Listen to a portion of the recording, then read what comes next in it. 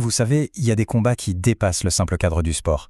Ils deviennent des légendes, des histoires qu'on se raconte encore et encore. Et aujourd'hui, on va justement s'intéresser à l'un de ces moments, un duel tellement épique qu'il vient tout juste d'être immortalisé au Hall of Fame de l'UFC.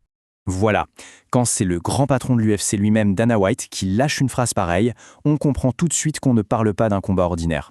C'est une déclaration qui ancre ce duel directement dans le panthéon du MMA. Alors, juste pour qu'on soit bien clair, le Hall of Fame de l'UFC, c'est pas seulement pour les combattants. Il y a une section spéciale, la Fight Wing, la section des combats quoi, et là-dedans, on n'y met pas n'importe quoi. On célèbre les affrontements les plus mémorables, les plus dingues, ceux qui ont vraiment marqué l'histoire. Ces guerres de 25 minutes qui, à elles seules, définissent toute une époque. Bon, maintenant, la question c'est comment est-ce que les deux principaux intéressés ont réagi à cet honneur prestigieux, surtout près de 6 ans après leur bataille. Allez, on regarde ça. Et les réactions, elles sont super intéressantes, pleines d'humilité. D'un côté, on a Adesanya, presque surpris, qui se dit « Mec, je suis trop jeune pour ça », mais il reconnaît tout de suite que pour ce combat-là, oui, c'est un classique instantané. Et de l'autre, Gastelum, tout en gratitude. Ça en dit long sur le respect immense qui existe entre eux, bien au-delà de la rivalité. Ok, pour vraiment saisir l'importance de ce duel, il faut qu'on remonte le temps. Retour en arrière, direction le 13 avril 2019. On est à l'UFC 236. Et l'ambiance, elle est juste électrique. Parce que ce soir-là, c'était bien plus qu'un simple combat. C'était une véritable collision de destin. Alors, dans un coin, on a Israel Adesanya, The Last Stylebender. Le mec est invaincu, c'est l'étoile montante par excellence, avec un style de combat complètement fou. Et en face, Kelvin Gastelum. Lui, c'est un vétéran, un dur à cuire, réputé pour sa puissance et sa ténacité. En gros, c'était l'artiste contre le bulldozer. Et l'enjeu dans tout ça, il était juste énorme. Le gagnant ne repartait pas juste avec une victoire, non. Il repartait avec la ceinture de champion intérimaire. C'était le ticket d'or pour aller défier le champion incontesté, Robert Whittaker. Bref, la pression était maximale. Et une guerre, croyez-moi, on l'a eu. 25 minutes d'une intensité folle. C'était un vrai va-et-vient, où chaque round avait sa propre histoire, son propre drame. Le combat a basculé tellement de fois, c'était juste impossible de cligner des yeux.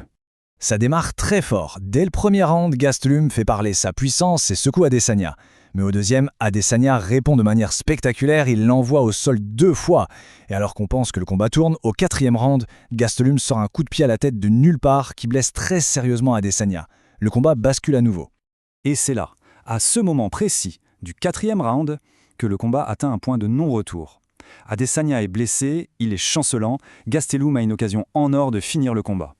Mais la décision qu'il va prendre juste après, elle va faire couler beaucoup d'encre.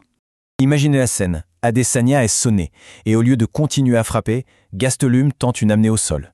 Les fans sont devenus fous. Sur les forums, ça a explosé. Tout le monde se disait « Mais pourquoi ? Il était à 1 ou 2 coups de finir le combat. Alors fatigue ? Mauvaise lecture ?» Quoi qu'il en soit, ce soir a donné de précieuses secondes à Adesanya pour récupérer. Et ça a tout changé. Et si on regarde les chiffres, c'est encore plus parlant. Sur ce fameux 4e round, Gastelum a touché 32 fois de manière significative, Adesanya seulement 17. C'est quasiment le double. Il était en train de dominer complètement, ce qui rend sa décision d'aller au sol encore plus discutable avec le recul. Mais alors, le 5e round, regardez-moi cette inversion. Le graphique parle de lui-même. Adesanya passe à 37 frappes significatives, Gastelum tombe à 15. C'est un retournement de situation monumental. Le blessé est devenu le chasseur. Alors comment il a fait pour revenir comme ça ?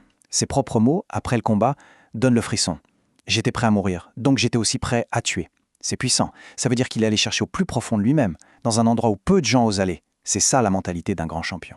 Et ce ne sont pas que des mots. Dans ce dernier round, il a mis Gastelum au tapis. Pas 1, pas 2, mais 3 fois.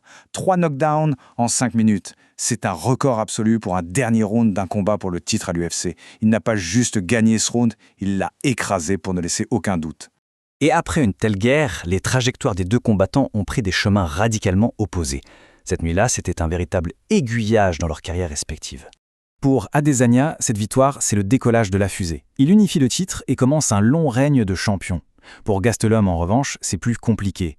Cette défaite, aussi héroïque soit-elle, a été dure à encaisser, et il a eu du mal à retrouver le même élan par la suite. Ça montre bien à quel point, au sommet, tout se joue sur un fil. Alors au final, qu'est-ce qui fait que ce combat est gravé dans l'histoire ? C'est un cocktail parfait. La technique, le courage, un scénario hollywoodien et, par-dessus tout, un respect mutuel incroyable entre les deux hommes. Écoutez ce que dit Adesanya. Il faut être deux pour danser. Même au sommet de sa gloire, il ne l'oublie pas. Sans un adversaire comme Gastelum ce soir-là, il n'y aurait pas eu de combat de légende. Cette reconnaissance, c'est vraiment la marque des plus grands. Et de l'autre côté, c'est exactement le même son de cloche. Gastelum le dit lui-même, la boucle est bouclée. Il n'y a aucune amertume, juste le respect et la conscience d'avoir participé, à deux, à un moment d'histoire. C'est ça, l'esprit des arts martiaux. Alors, on peut se poser la question, qu'est-ce qui sépare un très bon combat d'une véritable légende? Est-ce la technique, le cœur ou l'histoire qui se raconte? Le duel Adesanya-Gastelum, lui, avait tout ça à la fois. Et c'est sans doute cette alchimie rare qui fait qu'aujourd'hui encore, on en parle comme d'un classique absolu.